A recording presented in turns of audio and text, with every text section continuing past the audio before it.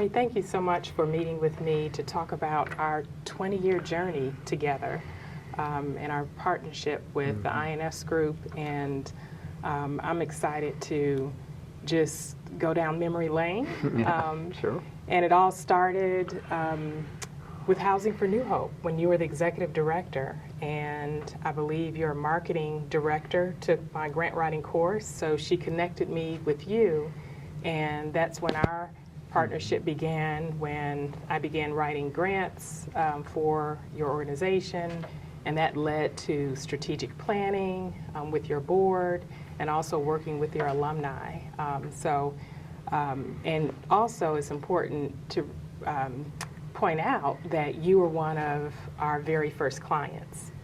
So what were some of the positive changes, like looking back with regards to management, operations, sustainability? What are some things that came out of our partnership? Well, a bunch of things. When I first met you, we were at that time when we were expanding. We needed more expertise. We needed some more grant funds coming in to kind of match some of the federal grants that we had. And so you landed a couple grants for us, and so we had some good success. And then I recall we moved toward talking about strategic planning. We talked through and did it in such a way that reflected who we were. Right. And that's what gets me to one of the main qualities that has endured through our many years of relationship, is you really adapted to what the organization needed and the style that we needed. I mean, you're very skilled, and we're very assertive about who you are and what your skills were, but also you weren't so assertive to the point that you didn't take into account who were you in the room with. You responded so well at all levels, meeting those folks who were experiencing homelessness, the staff who was working on the front lines, and then the board, and you interacted with all three of those levels and did exactly what I hoped, which was gathering information. And my thought was, which you embodied, was you take that kind of what's the experiential level and bring that forward in terms of a grant request, and it makes it very much more human and is more successful, I think. And so when we got to I remember the sessions around the strategic plan, and you listened to my grumblings along the way. And yet it was important because we had groups, and some of the grant proposals you were writing, they would say, do you have a strategic plan? Okay, well, here you go. My biggest remembrance is how you work with all levels of our organization in a manner that felt so organic. I think what I left with was this deep appreciation for the work, and also a level of understanding. Not to say that I became a subject matter expert, but I do think building relationships with your staff, building a relationship with you, and really establishing a real, true relationship with your alumni, the individuals that were supported by the organization, and I feel like friendships were established, and so that experience was incredible. And I also always share with people to, or encourage them to share their dreams, because one thing that you did was help me step out and consult full time, because you brought this opportunity to me to help the city of Durham and the county of Durham to write their 10-year plan to end homelessness. Right. What were some of the highlights of the collaboration with the INS group? Great when you agreed to do that. I was really thrilled. And I think what happened in that is we had great buy-in. We had a lot of stakeholders participating. And through that process, I think what happened is our city council and our county commissioners became very knowledgeable and conversant about homelessness and housing that I think was different from many other communities. And I think that makes a big difference when you're trying to build some support and funding streams and buy-in. We did a report at the end that you put together and, was published and distributed, and I think had a lot of good insights. You're both assertive and subtle, and I think that's a capacity of a consultant, a facilitator, that is often is overlooked. And to me, that's what you did. And it did build some established relationships within the city and county that we were able to build upon. And though we had a plan toward ending homelessness, and that was always a vision statement. It wasn't that we're going to end homelessness for everybody, but we would move toward serious reduction of that. So it was a rallying point for the city. And I was glad for Housing for New Hope and glad for you as our hires a consultant to come in and help make that happen. Yeah.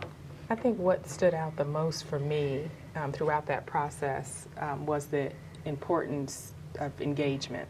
Sometimes there are people who are quiet, sitting in the room and don't say anything, but want to be heard. So being able to kind of assess the room, know folks' history and where they are, I think that was helpful too. And being able to build relationships with folks so that they trusted me as the consultant to facilitate this year-long process and have a level of confidence as well. So I really enjoyed just building relationships and getting to know some of the key players related to the issue of homelessness and addressing that issue. Yeah, it was a good event. Yeah. We've kept in touch over the years, and a few years later, or I guess most recently, you came to me with another project, Peace Hill at Avila, and we facilitated a process related to fundraising. So how was our facilitation most helpful? So we had this challenge where we wanted to raise money for an endowment for a startup organization, Peace Hill at Avila. And we had a built-in challenge grant from the owner of Avila, Self-Help Credit Union, who wanted us to develop this sustainability fund. And if we would raise $1.5 million, they would match it with $500,000. So we had that as a selling item. And of course, we're a brand new organization. We've just gotten our 501c3 status, and I did not think I'd be doing this again, but here I was, and I kind of knew my way around these things. And so it was a little overwhelming to think about raising money for an organization that has no history. And what we needed help with especially was how to facilitate and keep us on track on a process, because we wanted to raise the vast majority of the money just on bigger ask. And talked with you and chose you and hired you then to help us do that. And what you provided to us was structured approach so that we were accountable, meeting back up. Did we make progress on this ask? Is there a way that this needs to be refined? You helped do some training with our board about how to ask for money, because a lot of them, they didn't like to or hadn't done much of it. And just were our organizer and facilitator and cheerleader and accountability task master, I guess. And so that process was quite successful. We raised over $1 million. We did set up a sustainability fund at the Foundation for the Carolinas with $900,000. We had to use $100,000 up for our operating cost, and so now we are earning money out of this fund, which was pretty unusual for an organization to start up by trying to raise over $1 million that you're going to then put into, and it's a quasi endowment, not the traditional endowment, but And so it was unique. It was a unique kind of approach. And so it's not that we're trying to build something for us. We're trying to build something that's solid and then, is passed off to the succeeding generations, and they have something of structure with support. And so that was made possible through your support of us as our consultant to help guide that. I was just impressed by the connections that you all had and how you were bold, because fundraising is about, it's about making the ask, right? Yes, it's it being is. about bold and being passionate about your mission. And I think that you all were able to articulate that well. And even though people may say no, you all had the, it didn't stop you, right? No, and then no. you'd say, well, they said no today, but they might say yes. That's right. 6 months from now. That's right. So I really appreciated your thinking through how to build relationships with the network, make the ask, and the outcome was success. Thinking back, throughout the years in our collaboration, are there any recommendations or best practices or tips that you can share with other nonprofit organizations? Well, I'll reiterate what I had said before for one of my comments to that, and that is, there's not, saviors aren't out there. Whether it's a person with, the knowledge or the money or the connections or the anything. But there are, if you're taking charge of your organization and its direction, and you have committed people involved with that, committed and grounded in the mission of who you are, then there are, fortunately, folks like yourself who can really help facilitate and help move you from A to B toward B. But if you go in that with some idealized sense that you're hiring somebody who's going to fix everything, you're going to be disappointed. Right. And I think that's because it can be such a struggle to lead and direct and manage all the affairs of a nonprofit organization, that you have a tendency to get overwhelmed and think that way. Right. It's easy to. And so that's one.